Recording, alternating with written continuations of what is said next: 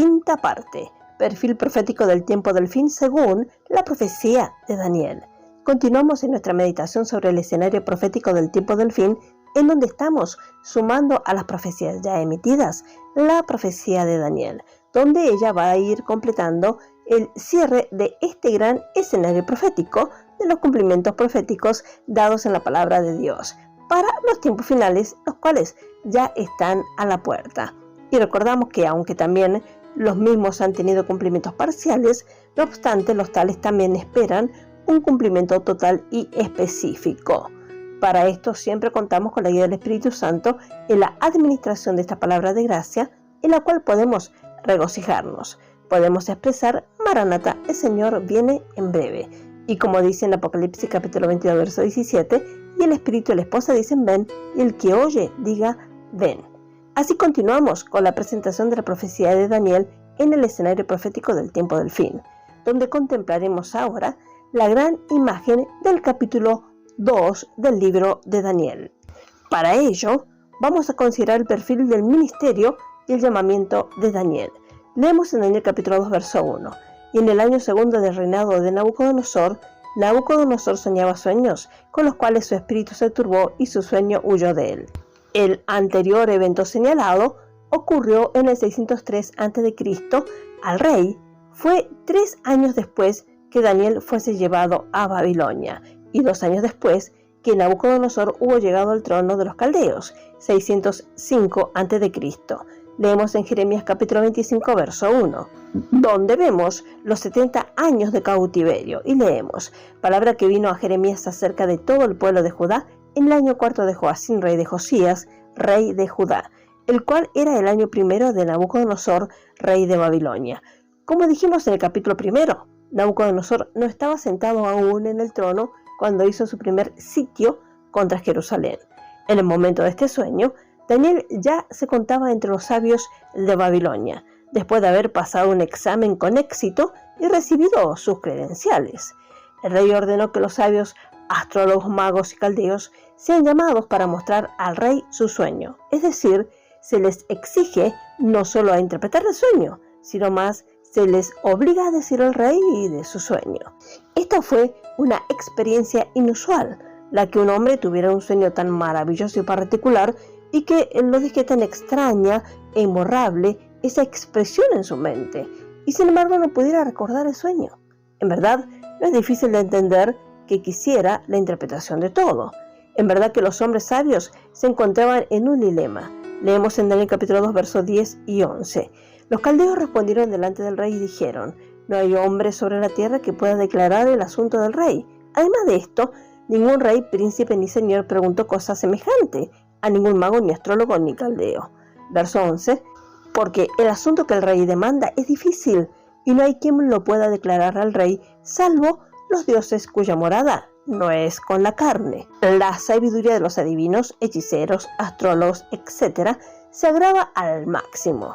Sus artes mágicas no son de provecho alguno para entender este misterio. Dicen al rey: usted nos ha pedido una cosa muy dura. Nadie ha sido jamás requerido para contar el sueño. Ya es bastante difícil de interpretar un sueño cuando se sabe. Ningún gobernante antes hizo tal demanda. Ellos se indignan ante la irracionalidad de la cuestión y expresan sus sentimientos y llegan a la conclusión de que es imposible, dicen, hacer lo que el rey demanda.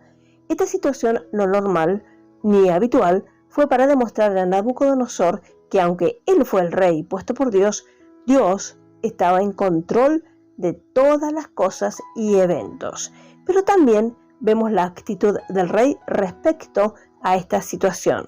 Vemos los resultados. Daniel capítulo 2, verso 12. Por esto el rey, con ira y con gran enojo, mandó que matasen a todos los sabios de Babilonia. Verso 13. Y se publicó el edicto de que los sabios fueran llevados a la muerte, y buscaron a Daniel y a sus compañeros para matarlos. Sale el decreto de muerte, y vemos la última parte del versículo 11. Solo los dioses, cuya morada no es con los hombres, son capaces de mostrar al rey su sueño y dar la interpretación. Así que prácticamente reconocen la derrota de la sabiduría del mundo. En verdad, hay un límite para sus artes. También admiten una sabiduría mayor que es la única capaz de hacer frente a dicho problema. Señalan a Nabucodonosor lo sobrenatural. Leemos los versículos 12 y 13. Por esta causa, el rey estaba muy enfadado y furioso. Mandó destruir a todos los sabios de Babilonia. El decreto salió y buscaron a Daniel y sus compañeros para que fuesen muertos. Nabucodonosor era el soberano del mundo por el decreto de Dios, y aunque nunca tomó posesión de la tierra en su totalidad, sin embargo, el dominio le pertenecía a él. Ahora estaba simplemente mostrando su autoridad absoluta en el mando de los sabios de su reino para ser condenados a muerte. Y Daniel y sus compañeros fueron incluidos en esta gran masacre en masa. También pareciera que ellos no sabían nada de las circunstancias, ni siquiera les habían sido dadas las oportunidades de decirle el sueño y la interpretación.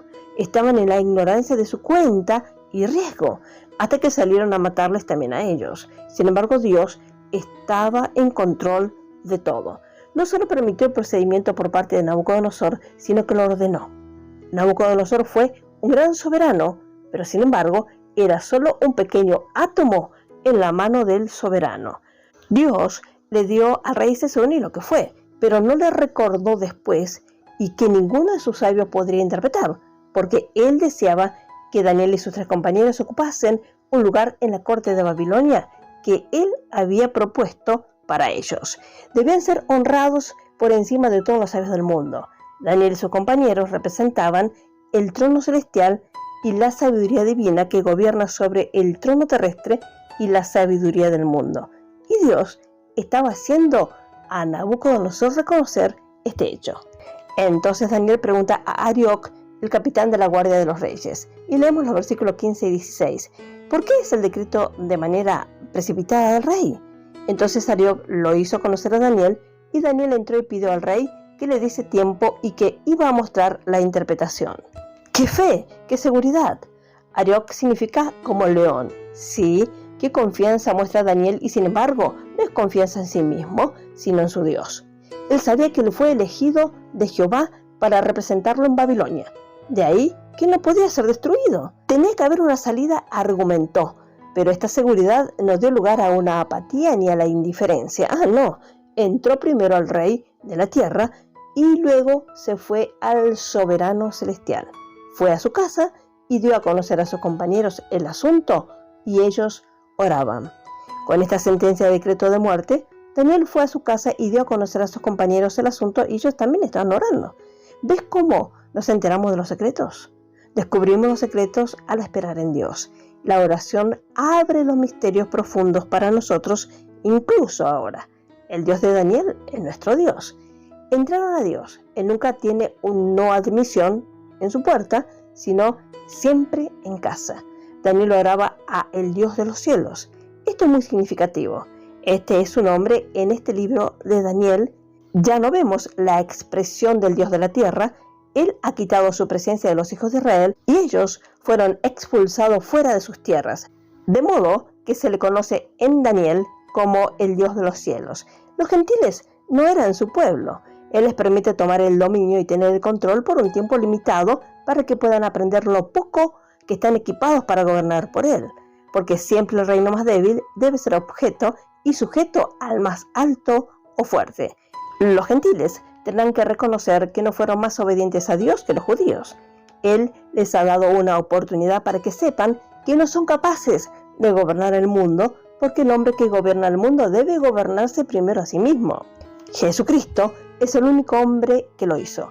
Es el gobernante de Dios. Fue probado en este mundo y fue hallado impecable, caminando en dependencia absoluta de Dios en cada paso del camino. Honró a Dios hasta lo máximo, hasta lo sumo. Leemos el versículo 16 de Daniel capítulo 2.